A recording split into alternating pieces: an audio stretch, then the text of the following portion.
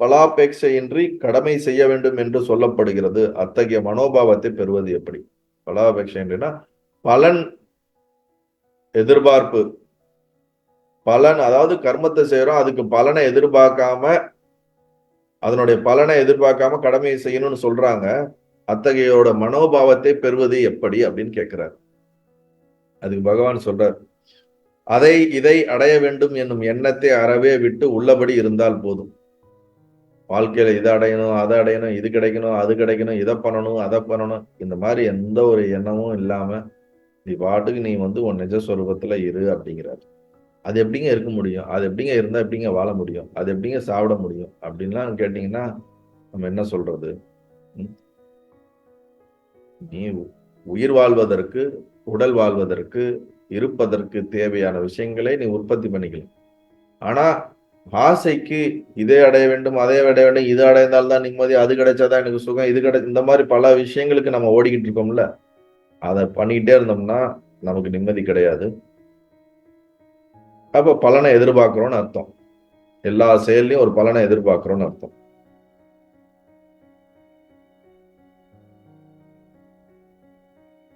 அடுத்த கேள்வி, அதற்கு வேண்டிய பக்தியை எவ்வாறு பெறுவது?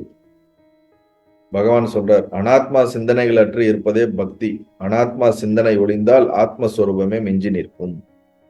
ஆத்மா அனாத்மா, ஆத்மாவுக்கு எதிர்ச்சொல் அனாத்மா. அதாவது எதுவெல்லாம் டெம்பரவரியா இருக்குதோ, எதுவெல்லாம் தனக்கு ஒரு சுய இருப்பு இல்லாமல், எல்லா காலத்திலும் எது இல்லாமல் இருக்கிறதோ, எது அழியக்கூடியதோ, எது தனக்கு சுய உணர்வு இல்லாதது இருக்கிறதோ, அவை அனைத்துமே அனாத்மா. கான்சியஸ் இல்லாம மைண்ட் இயங்காது, கான்சியஸ் இல்லாம உடம்பு இயங்காது. உயிர் இல்லாட்டினா உடம்பு இதாயிடுதுல. அப்ப இதெல்லாம் டெம்பரவரி.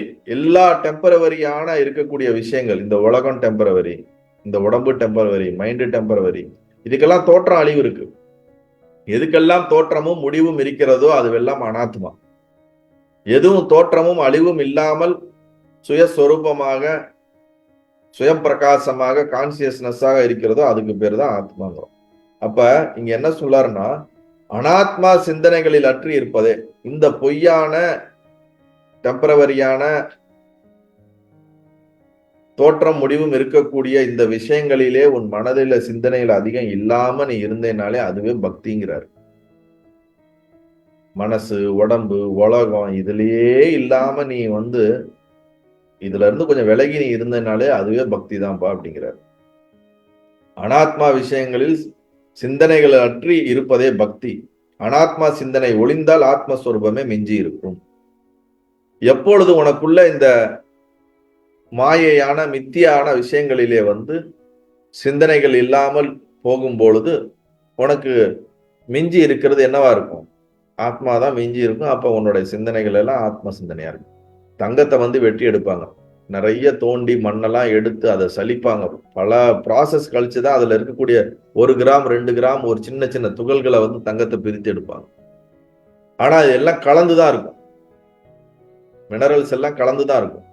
அதுல எப்படி பிரிச்சு எடுக்கிறதுங்கிறது ஒரு பெரிய ப்ராசஸ். அது போல இந்த உலகமும் சரி, நம்ம உடம்பு, மனசு, இந்த பஞ்சபூதத்திலான உலகம், கான்சியஸ்னஸ், இது எல்லாம் கலந்து போன ஒரு இதா இருக்குது. இப்ப நமக்கு அப்படிதான் அண்டர்ஸ்டாண்டிங் ஆகுது, அப்படிதான் நம்ம வாழ்ந்துட்டு இருக்கோம்.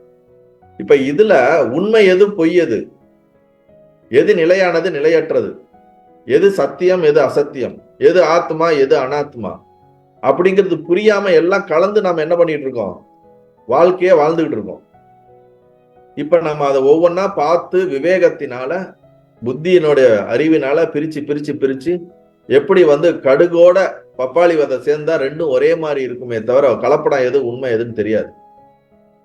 அதை பார்த்து கரெக்டா நமக்கு தெரிஞ்சாதான் பிரிக்கிற மாதிரி இந்த அனாத்மாவான விஷயங்கள் எல்லாம் எது எதுன்னு பார்த்து தெரிஞ்சு அது மேல எல்லாம் நம்மளுடைய சிந்தனைகளும் நாட்டமும் குறைய குறைய நமக்கு இயல்பாகவே நம்மளுடைய எக்ஸிஸ்டன்ஸ் ஆன கான்சியஸ் மேல நமக்கு அதிகமான நாட்டம் ஏற்பட்டுவிடும். அதுதான் ஒரே வழி, ஆத்மாவே மிஞ்சி இருக்கும் அப்படின்னு சொல்லிட்டார். நல்லது.